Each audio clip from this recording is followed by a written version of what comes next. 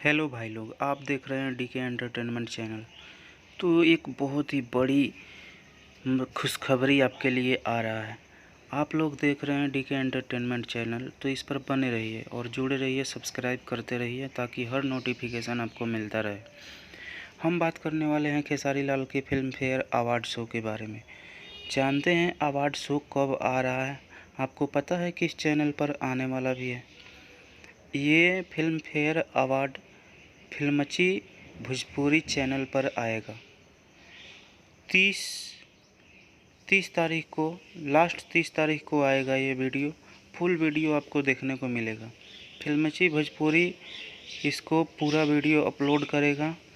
और अगर आप लोग उस चैनल को सब्सक्राइब नहीं किए हैं तो जा कर के एक बार चैनल को सब्सक्राइब कर लें। तैयार रहें पहले से, ताकि हर नोटिफिकेशन आपको मिलता रहेगा। और आप ये खेसारी लाल यादव और पवन सिंह के जो एक हुए हैं फिल्म फेयर अवार्ड में, रवि किशन ने एक करवाया है, वो वीडियो आप लोग देखते रहेंगे और फुल वीडियो के साथ एंजॉय भी करेंगे। तो अभी तक मेरे भी चैनल को अगर आप सब्सक्राइब नहीं किए हैं तो सब्सक्राइब करते रहिए, क्योंकि हर नोटिफिकेशन आपको हर न्यूज़ भोजपुरी का इस चैनल पर मिलते रहेगा। तो जल्दी से जा कर के सब्सक्राइब करिए और बेल आइकन ऑन कर लीजिए।